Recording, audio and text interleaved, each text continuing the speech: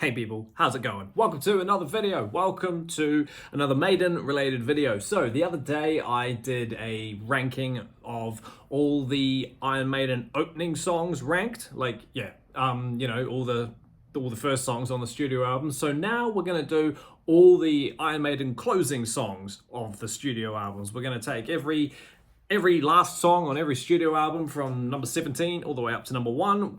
And see which one is the best. Like I said, I've just done a video on the opening song, so if you want to go check that out, please do.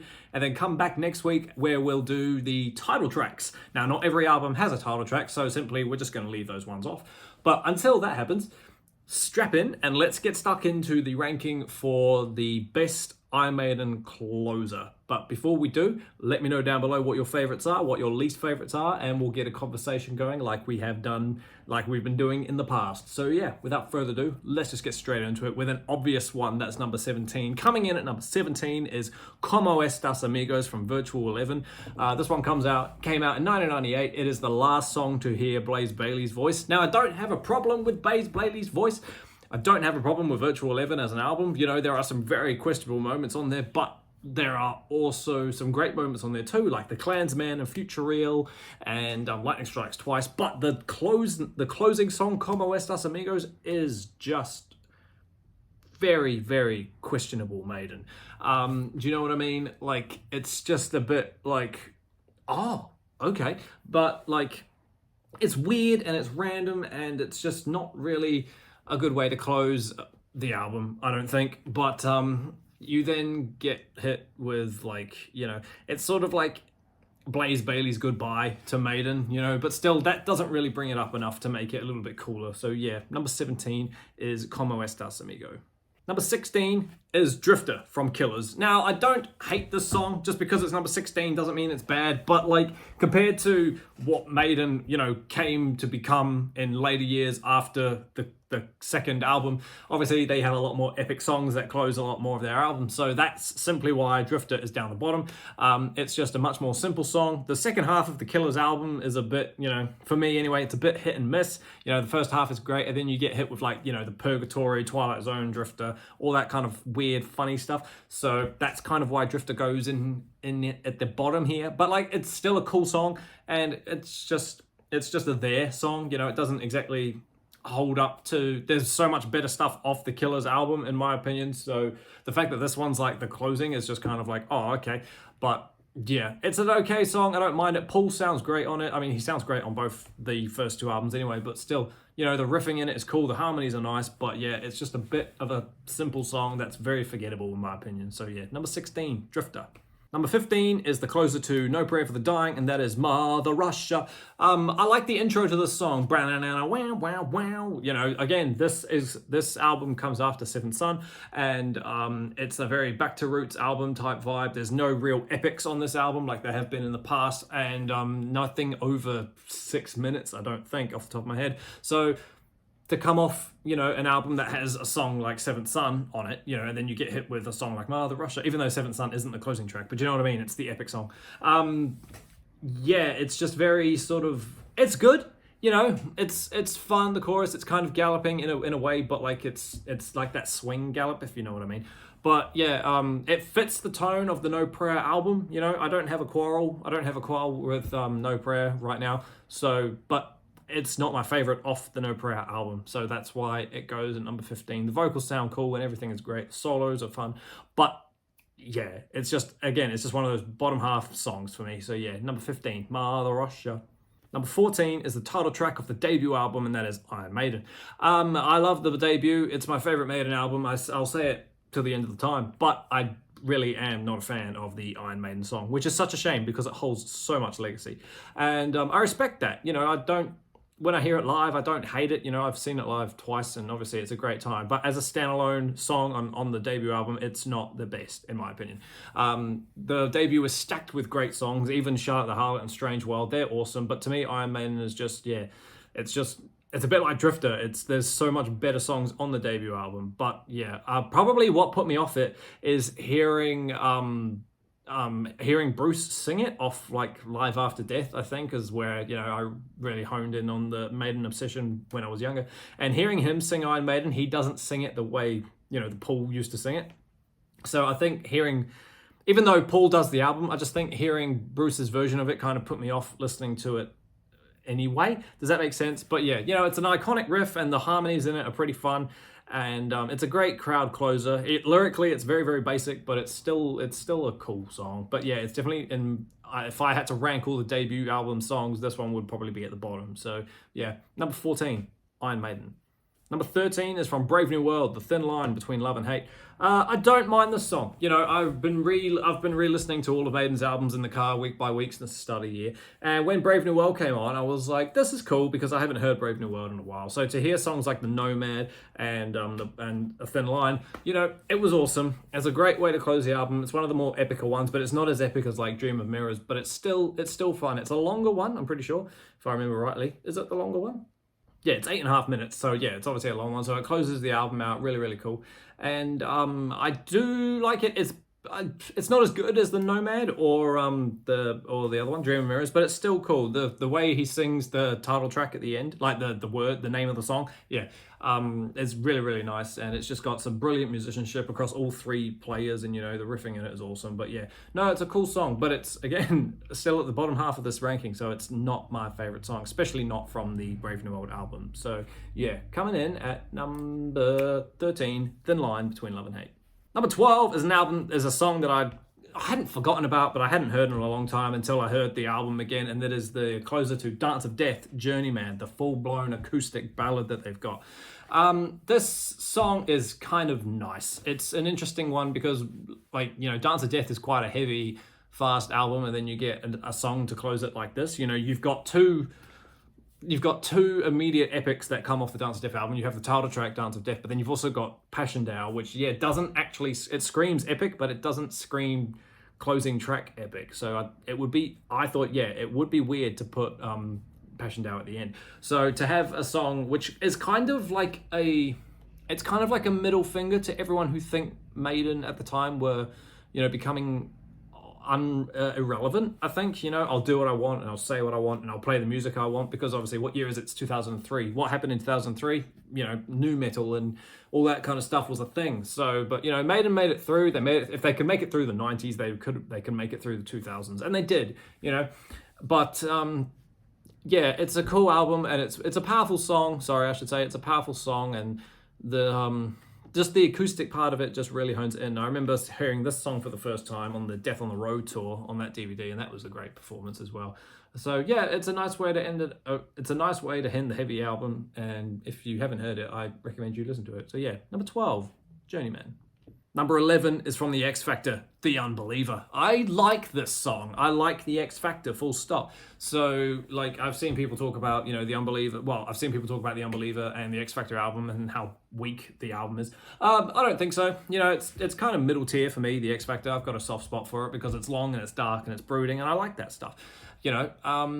The Unbeliever as a song, when I first heard the intro, I was like, oh, funky. Obviously the Sign of the Cross opens the X Factor, which is the 11 minute epic. So that's track 1. So, what's going to be on the end of the X Factor is this weird, funky, it's like a call and response song, but it's not, because you've got this funky intro, a harmonic section, and then a kind of guitar vocal verse. He hits the chords while the vocals come over the silence, and the chorus part though, all my life I have believed, I think, is that the lyric? I have whatever the lyric is, the part. That goes on a bit too long. It is like an 8-minute song, 7.5 minute song. But once you get past that, it's okay. There's a solo in it, if you could call it that. It's like a breakdown section with a lot of whammy going off it. I imagine that's Yannick doing that, but yeah, I've got a soft spot for it because I just like the X Factor album, so it's a fun song to end it on, and then it ends with those harmonics again. It's kind of fun, so yeah, I enjoy it. Give it a listen if you haven't heard it. Number 11, Unbeliever from the X Factor. Number 10 is the title track from Fear of the Dark, and it's obviously Fear of the Dark. It's a cult classic Iron Maiden song, but it is getting a bit overplayed, especially live. I hear the intro and I think, oh yeah, here we go. But but I can also skip it. You know, I don't really need to hear it again. It's not on my shuffle because it's one of those, it's like The Trooper. It's one of those ones where you just always hear it. Do you know what I mean? It's on every live gig since the song's been written. So, you know, it's a crowd favorite though. You have to acknowledge that, and it's a great song, and it's very typical Maiden. It's got a calm intro with a heavy verse and then a gallop section and some mean shred solo stuff going on. The harmony at the end of it, you know, where the crowd gets involved. Whoa, it's fun. It's everybody. Fear of the Dark. You know, everyone loves it. It's a great crowd song, and I've been in the crowd for it twice again. And you know, I don't hate it, but yeah, I don't need to hear it again. So,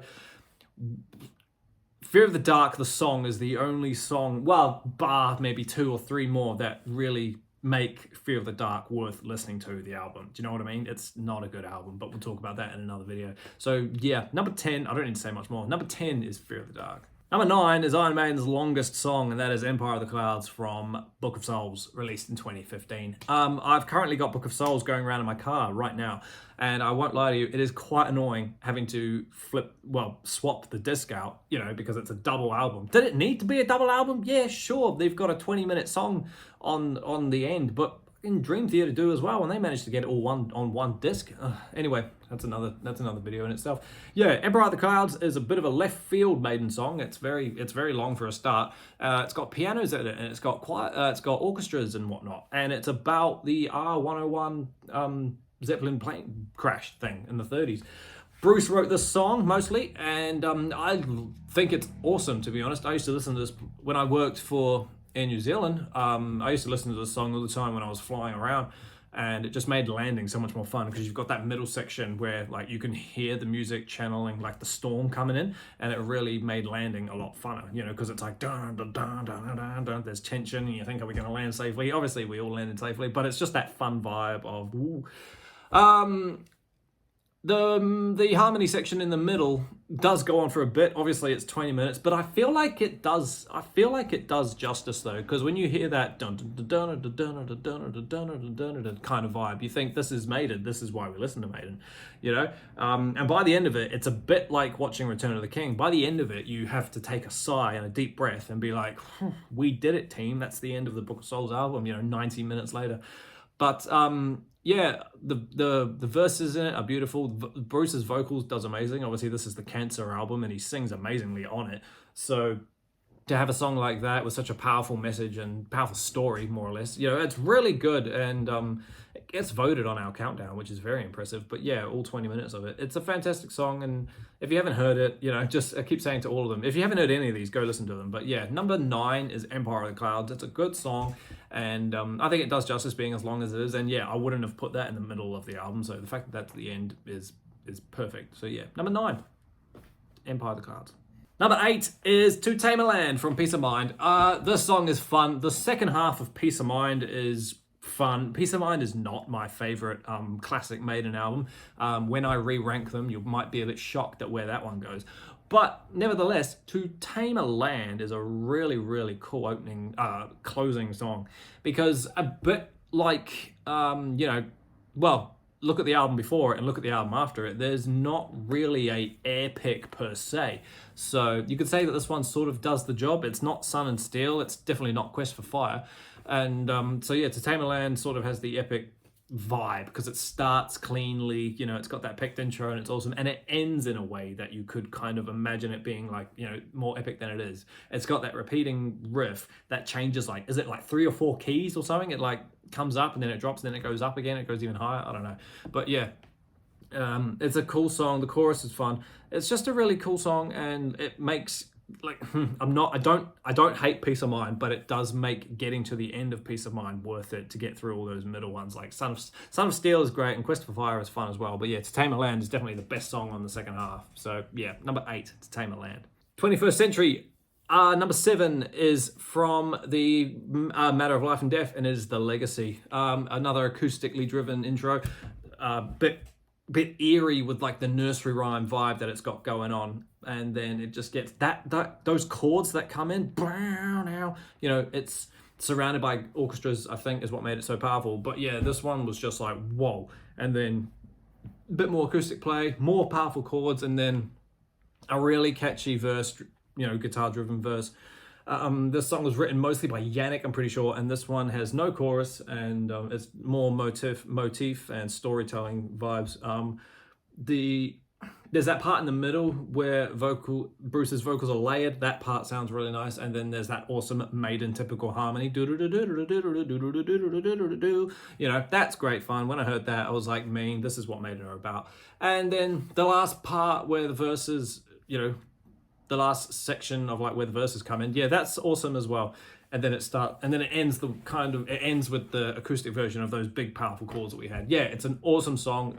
Matter of Life and Death is an awesome album. So obviously you need to end an album like that with a really, really strong ending song. And there's a lot of really good, strong, long ending songs on there. You know, For the Greater Good is a great song.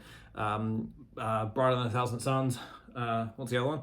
Out of the Shadows, maybe. You know, there's a lot of epic stuff on there. So yeah, this is why the legacy goes in all the way up at number 7. Number 6 is a wild card for people who know me. Number 6 is Only the Good Die Young from the Seventh Son album. I'm not the biggest Seventh Son fan. So the fact that Only the Good Die Young goes up here is quite, not blasphemous, but it's just like, oh, okay. Because Only the Good Die Young is a weirdly catchy, fun, incredible closing song. It's nothing amazing. It's not like an epic at all, because obviously the title track is the epic, the Seventh Son song, and then you've got like, you know, the Prophecy and the Clairvoyant. The Prophecy is a filler as song. The Clairvoyant is better, and then it has Madness on it, which is terrible, and then Infinite Dreams is fun. Moonchild is skippable, even though it's the first song. But yeah, so it's not my favorite album at all. So it's like Only the Good Die Young is probably top 3 favorite Seventh Son songs, because it's just a catchy chorus, and it's got that weird funky bass solo section in it, or whatever it is. You know, that's out of nowhere. So that really is just like, oh, that sounds fun. And yeah, I love the part where I just love the bit where it's only the good die young, only evil seem to live forever. And then his voice goes up, only the good die young. And then you hear that melody part after it. I think it's awesome. It's a great fun song. So yeah, number 6, Only the Good Die Young. Number 5 is from Senjutsu, Hell on Earth. This song just honestly moved me so much. When I first heard this one a few years ago, I was just like, good Lord, how are Maiden still doing songs like this? You know, it's just perfect. Everything. I don't care what you say about it being long. It needs to be long to ensure the emotion is built and remembered and impactful. Do you know what I mean? Because if you played half these riffs for half as they are, if you made this an 8-minute song, it wouldn't have the same impact. The clean intro, the orchestra chords that surround it, that melody,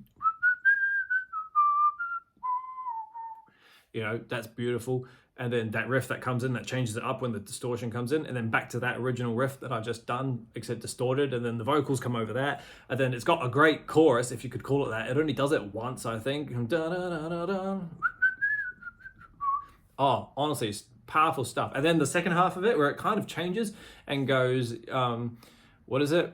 Oh, I can hear it. Dun, dun, dun, laugh in anger, or laugh and danger, whatever it is. Yeah, that was just powerful stuff. And then it had a really beautiful ending riff after that, and then it comes back in with the intro. So yeah, it's just a real typical Maiden closer, but god damn is it good. It's like 12 minutes, but it is so worth it. Number 5, Hell on Earth. Number 4 is When the Wild Wind Blows from The Final Frontier. This one kind of mirrors what I just talked about in the Hell on Earth one, because it's a song about the end of the world, you know, all that kind of vibe. It's 10 minutes long, and it has a beautiful intro, and then you get the melody part that comes on top of it. You know. Yeah, sorry, get my melodies mixed up. That was just beautiful when I heard that, and then the vocals come on top of that, and then there's powerful verses. It changes. There's a harmony. Da da da da da da da da da. That when I heard that, I was just like, oh god, stop it. This was my first brand new Maiden album. This is when I found the band, and it was like awesome. It's a shame that the Final Frontier album isn't top tier, but Wild Wind is definitely a top tier song. I got a comment years ago saying that Wild Wind was one of their most boring songs, and I was like, whatever, you know. But the solos in it are great. But yeah, it's that harmony, that melody section that really moved me, and then the ending part just before the verse comes back, but before the song ends, that was just it was just great. The in vivo performance of this song as well was just wild. It's just a beautiful song about a beautifully sad, tragic topic, and yeah, it's a great way to end the Final Frontier. It makes getting to the end of Final Frontier so damn worth it. It makes listening to the Final Frontier worth it. That's how good When the Wild Wind Blows is. So yeah, number 4, easily When the Wild Wind Blows. All right, just some classics left now, guys. Number 3 is Alexander the Great, which is the shirt I'm currently wearing right now. I haven't seen Maiden yet on the Future Past tour. This got sent to me from a family friend overseas who has already seen said tour, and it's obviously the Alexander the Great shirt. The song has never been played before this tour, and I'm going to see them in September, so that's going to be freaking mean. I'm going to die. I'm going to cry when that song comes.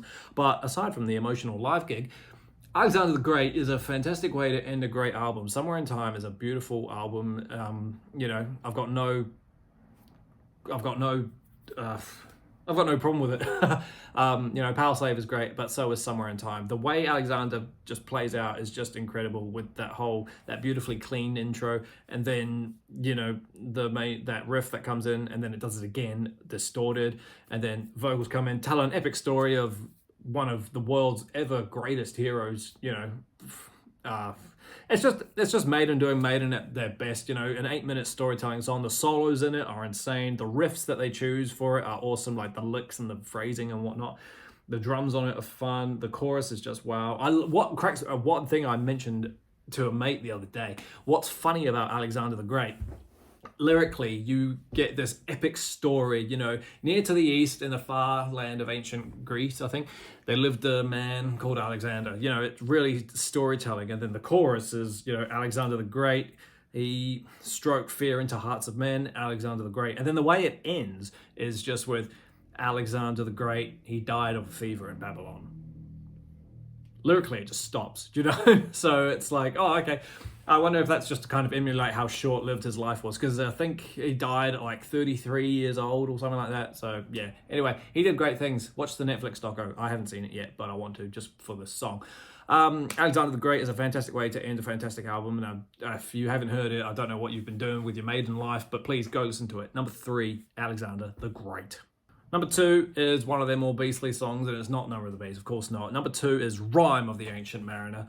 Again, when I first heard this song, I was like, what in the name of God is this? You know, it's 13 minutes. It was the longest Maiden song at the time when I heard it, that I had heard. And it was just like, okay, fantastic. From a guitar player's perspective, it's not the most exciting song. It's very dun dun dun dun dun dun dun with E, C, and D just, you know, thrown about all over the place, with the occasional G and stuff, but then you get later half in the song and then you play some more chords. But from a listening perspective and a storytelling perspective, it's honestly one of the best songs Maiden have ever done. You've obviously, like I just said, you've got that typical Maiden gallop. Dun, dun, dun, dun, dun, dun, dun, dun, dun, dun, dun. The drumming on this is ridiculous. I think it's one of Nico's more fun performances that he's ever done. Bruce's vocals on here sound cool. What's awesome about this song though is the bass on it. You can, like, not just that bass middle 9-minute part, but that, like, the riff. There's that section in the second half, and just before the bass kicks, like before that bass solo kicks in, where Dave and Adrian are just like ringing out the chords and trem picking it, and Steve's underneath doing this weird some sort of Genghis Khan type riff, and it's just it's honestly, it stands Steve out. Honestly, it's a fantastic song. Yeah, then you've obviously got the boom boom boom boom boom boom part in the middle, and then the solos on it, and then with some more riffs, and then a harmony, and then it all comes back to dun dun dun dun dun, which that transition is fantastic, I have to say. When they do the whole I was just like, stop it. That was like the final bullet hole in my head that finally knocked me down when that transitioned back into the main riff. I probably don't need to tell you, go listen to the Rhyme of the Ancient Mariner, but if you're a brand new Maiden fan and you haven't heard it, honestly, go listen to Rhyme of the Ancient Mariner. It's 13.5 minutes and it will knock your socks off. It's a fantastic song. So yeah, definitely number 2 spot, Rhyme of the Ancient Mariner. So, number 1 is a bit predictable, you could say, but I mean, it's predictable for a reason. Number 1 is Hallowed Be Thy Name, the closing track to The Number of the Beast. This album and song hold a very special place to me because I heard Number of the Beast, the album. That was my first proper full Maiden album that I'd heard, and other than the first one. yeah, I just contradicted myself, but don't worry about it. I got Number of the Beast for Christmas and I thrashed it. And hearing Hallowed was just like, oh god, this takes everything that Maiden have done and just totally stepped up tenfold. You know, it's the real first epic Iron Maiden song. You have Phantom from the first album, that's awesome, but I don't give, even though it's long, I don't give it epic status. Whereas Hallowed is epic. It's about a man about to be killed. You know, he's being taken to the gallows, really.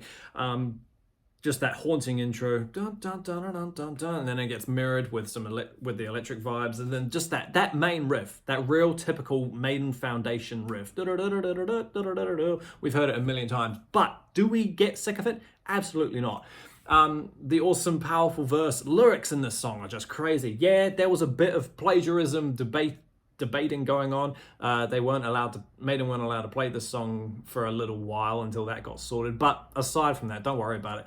It's a fantastic song. The solo in it is just ridiculous. I do love this song. This might be one of the only songs that I prefer live, like on a live recording, and that's from the Beast Over Hammersmith tour. Good Lord, listen to that version. Listen to the solo. Everyone on that just sounds amazing. The ending, hallowed be thy name. You know, it's just awesome. The powerful chords, and it's a great way to end the album. And obviously, in much later course, Forever, it's a great way to close every show. So yeah, when you hit that final chord on it, it's just this surreal feeling. Do you know what I mean? Da-da-da-da-da-da-da. It's just like, oh, we did it kind of thing. Yeah. So Hallowed is a beautiful song. It's a staple in Maiden's catalog. It's a staple in any metal fans catalog, really. So if you're really virgin and you haven't heard Hallowed Be Thy Name, I really, really recommend you check that out, and it will change your life. So yeah, number 1, Hallowed Be Thy Name. Awesome as team. Thank you so much for hanging out with me while I sit here and get increasingly more passionate about Iron Maiden closing songs. Let me know down below what your favorites are, like I said at the start, and we'll get a good discussion going as to why each other is the better person. Like I said before, I've done the opening ones. If you want to go watch that, that's awesome. Keep an eye out for the title tracks. That should come out next week, and then there's going to be a ranking coming up soon. I'm nearly finished it, so keep an eye out for that. But until that happens, everybody, thanks again for hanging out. Click the sub button. Let's keep getting the subs high. I really appreciate it, all of it. And but yeah, keep an eye out for the next video. But until that happens, everybody, stay inside, stay safe, listen to Iron Maiden, and I will see you all in the next video. See you later.